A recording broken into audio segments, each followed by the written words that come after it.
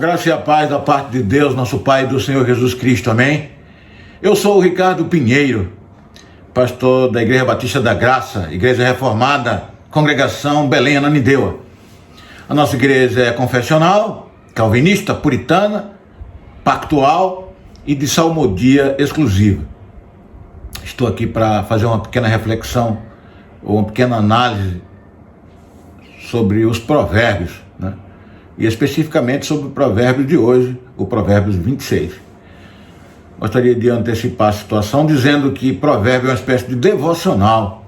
São 31 provérbios, um correspondente a cada dia nos meses que tem os 31 dias. Quando não há, por exemplo, como no mês em que estamos, no mês de abril, no dia 30 a bênção é duplicada, você lê tanto o provérbio do dia 30 como do dia 31. Se for fevereiro, com 29 dias, bênção triplicada, lê 29, 30 e 31. Se for fevereiro com 28 dias, bênção quadruplicada, lê 28, 29, 30 e 31. Amém? Provérbios inicia com várias advertências, né? Até o Provérbios 10. No capítulo 10 de Provérbios, começa os chamados provérbios de contrastes. E a gente vai ver em todos esses provérbios o contraste entre o justo e o perverso, né? Isso vai até Provérbios 22, 16. A partir daí, temos os chamados provérbios de instrução. E esses, no qual se insere o 26 que vamos estudar hoje, estão dentro dos similares e de lições morais. Então, sem maiores ou sem mais delongas, vamos tratar do Provérbio 26 logo, né? Iniciando. Provérbio 26, versículo 1. Como a neve no verão e como a chuva na ceifa, assim a honra não convém ao insensato. É interessante, porque realmente neve no verão não convém. Chuva na hora da colheita não convém. Não. E assim também a honra não convém ao insensato. Insensato é aquele que não usa o senso para agir, age como um louco. Verso 2: como o pássaro que foge, como a andorinha no seu voo, assim a maldição sem causa não se cumpre. O verso 2 trata de um pássaro desordenado, né? Um pássaro desordenado não sabe onde pousar, né? É comparado a um tolo que profere uma maldição imerecida, né? E essa maldição também não pousará, ela não acontecerá, com certeza. Versículo 3: o açoite é para o cavalo, o freio para o jumento e a vara para as costas dos insensatos. O homem que não usa o senso para agir precisa ser fustigado pela vara. Precisa ser fustigado com vara. E é comparado a um cavalo e a um jumento. Imagine que vergonhoso é para o homem, né, proceder descartando o senso. Os versos 4 e 5 precisam ser analisados juntos. Eles dizem assim: não responda ao insensato segundo a sua estutícia, para que não te faças semelhantes a ele. Ao insensato responde segundo a sua estutícia, para que não seja ele sábio aos seus próprios olhos. Ok. 4 e 5 é bem interessante.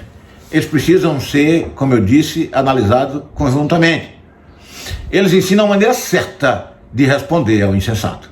Não se deve responder ao insensato em concordância com as suas ideias e com os seus pressupostos, para que ele não se julgue, certo?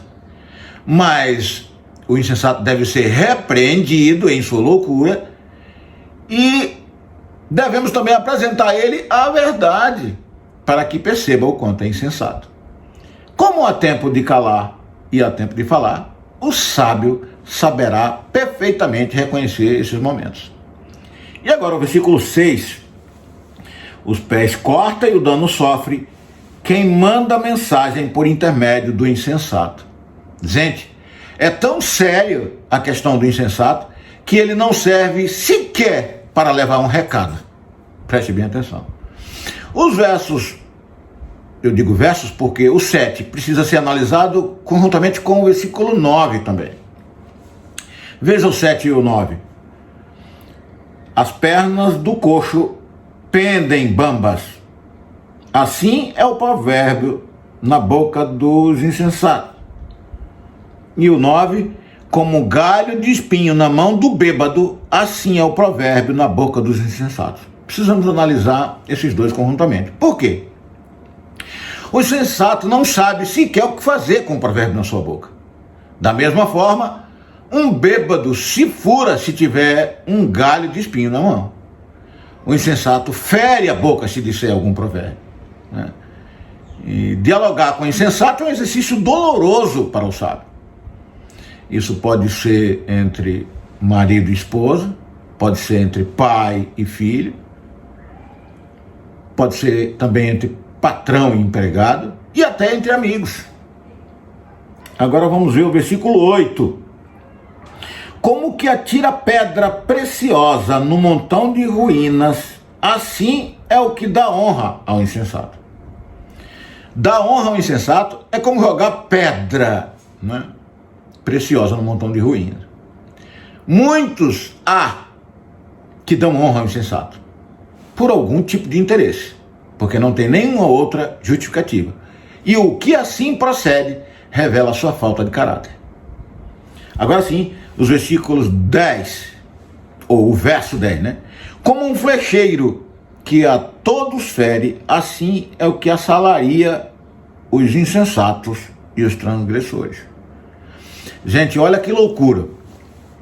O flecheiro, por exemplo, sem habilidade, ele atira e fere a todos, indiscriminadamente. Não é assim? Até seu próprio companheiro de armas, até aquele que conduz suas armas, ele pode ser ferido por um flecheiro sem habilidade, né? Assim é o que contrata empregados insensatos e transgressores. A coisa se torna um verdadeiro caos. Imagine-se, por hipótese remotíssima, jamais ocorrida, um patrão que contrata um ladrão para ser o caixa da sua empresa. Eu digo hipótese remotíssima se a pessoa souber disso, né? Imagine também um hospital que contrata um médico que não fez residência, ou seja, aquele ano de prática que precisa o médico fazer. E aí o hospital contrata um médico que não fez residência, que não tem prática para ele operar seus pacientes. Incrível, né? Versículo 11. Como o cão que torna o seu vômito, assim é o insensato que reitera a sua estultícia. Versículo 11. Quando o insensato fala e é repreendido pelo sábio, mas mesmo assim reafirma a sua insensatez, ou seja, continua fazendo a mesma coisa, é como o cão que volta a comer o próprio vômito. O cão tem essa prática. Versículo 12. Tens visto a um homem que é sábio a seus próprios olhos? Maior esperança há no insensato do que nele. O homem que se acha sábio é pior do que o insensato. Agora, versículos 13 até o 16. Há uma necessidade, porque tratam do mesmo tema, que eles sejam vistos de uma forma global assim. 13 a 16 diz assim: diz o preguiçoso, um leão está no caminho, um leão está nas ruas. Como a porta se revolve nos seus gonzos, assim o preguiçoso no seu leito. O preguiçoso mete a mão no prato e não quer ter o trabalho de levar à boca. Mais sábio é o preguiçoso a seus próprios olhos do que 7 homens que sabem responder bem. Imagine, né? Fortes advertências contra a preguiça é esse salmo. Fortes, né? Preguiça de trabalhar, preguiça de ler, preguiça de fazer exercícios físicos, preguiça de fazer dieta. Também é esse tipo de preguiça, né? Verso 17. Quem se mete em questão alheia é como aquele que toma pelas orelhas um cão que passa. A sabedoria nos proíbe de nos entremetermos em querelas de outrem, sob pena de ferirmos gravemente, né? De nos ferirmos como aquele que pega um cão pelas orelhas. Principalmente, diz o adágio popular, que em briga de marido e mulher não se coloca a colher. Só uma ideia, né? Versículo 18 e 19 precisam ser analisados juntos. Como o louco que lança fogo, flechas e morte, assim é o homem que engana seu próximo e diz: fiz isso por brincadeira. 18 e 19. Muitos já se feriram gravemente, e outros já morreram até por terem usado de brincadeiras e pegadinhas com o objetivo de enganar. Mas atente também para aquela situação grave de que a pessoa quer verdadeiramente ofender o outro. E quando se vê envolvido nessa situação, quando tudo é percebido, ele, para se livrar, diz também: não, isso é brincadeira. Precisamos ter cuidado também com isso. Verso 20. Sem lenha o fogo se apaga, e não havendo maldizente, cessa a contenda. Aqui é o seguinte: dois não briga se um calar. Imagine o sábio e o insensato. O sábio precisa saber calar. Verso 21. Como o carvão é para a brasa e a lenha para o fogo, assim é o homem contencioso para acender rixas.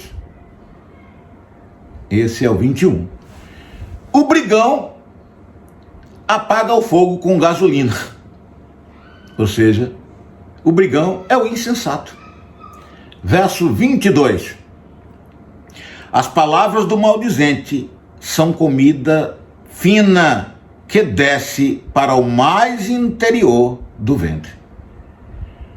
A lição que subjaz, ou que fica aqui para nós, é que o sábio não deve dar ouvidos às palavras do maldizente, pois elas funcionam como comida fina, rebuscada e saborosa, que instintivamente temos vontade de comê-la. Esse é o momento de renunciarmos aos finos manjares, mesmo que o cheiro esteja muito bom. Agora o verso 23. Como vaso de barro coberto de escórias de prata, assim são os lábios amorosos e o coração maligno. Vou repetir. Como vaso de barro coberto de escórias de prata, assim são os lábios amorosos e o coração maligno.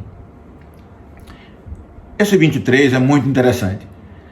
O artífice, por exemplo, confecciona um vaso de barro. E para esconder a vil matéria-prima, ou seja, a matéria-prima de má qualidade de que ele foi feito, reveste-o de um material melhor, mesmo que seja a escória de prata.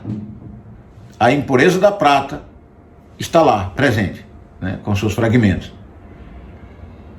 Porque, ainda que sejam fragmentos do precioso metal, ela não é totalmente preciosa, né? Da mesma maneira, as palavras amorosas, porém falsas, escondem a sua procedência, que é um coração maligno. Agora nós vamos ver o verso 24. 24 diz assim. Vamos ver logo do 24 ao 26, que trata da mesma questão. Aquele que aborrece dissimula com os lábios, mas no íntimo encobre o engano. Quando te falar suavemente, não te fies nele, porque 7 abominações há no seu coração. Ainda que o seu ódio se encobre com engano, a sua malícia se descobrirá publicamente. Muito interessante, né? Do 24 até o 26. Aqui é o seguinte: uma cobertura barata de prata em vaso de barro, parecido com aquele que nós vimos lá no 23, né? É como uma palavra enganosa, né? Proferida por uma pessoa maligna. Os detalhes dessa pessoa terrível estão exatamente nesses versículos, do 24 até o 26, que eu faço questão de repeti-los. Aquele que aborrece dissimula com os lábios, mas no íntimo encobre o engano. Quando te falar suavemente, não te fies nele, porque 7 abominações há no seu coração. Ainda que o seu ódio se encobre com engano, a sua malícia se descobrirá publicamente. Fique atento. Verso 17, estamos acabando. 27, desculpa, verso 27. Quem abre uma cova, nela cairá, e a pedra rolará sobre quem a revolve. Atentem. Deus ordenou que todos fizessem o bem ao próximo. Há essa determinação, né? Todos. Os que teimam em fazer o mal sofrerão ação reflexiva do que eles fizerem, pois Deus distribuiu as coisas desta maneira. O mal que se faz contra o próximo volta-se contra o autor. Os túmulos da época eram vedados com uma grande pedra, pois essa pedra será rolada contra aquele que quis sepultar o próximo com o mal. Atente para essa situação. Finalmente, o verso 28. A língua falsa aborrece a quem feriu, e a boca lisonjeira é causa de ruína. Para terminarmos o provérbio do dia, provérbio 26, a língua falsa do versículo diz respeito à boca que elogia falsamente. E Deus afirma que o elogio falso é a expressão de ódio do autor contra a vítima, procurando a sua ruína. Por exemplo, existem pessoas que inflamam umas às outras, levando-as a praticarem crimes que lhes serão a causa da ruína, por exemplo. Há gente que faça isso, né? Essa é a sabedoria de Deus, sabedoria perfeita, e eu desejo um bom dia para todos.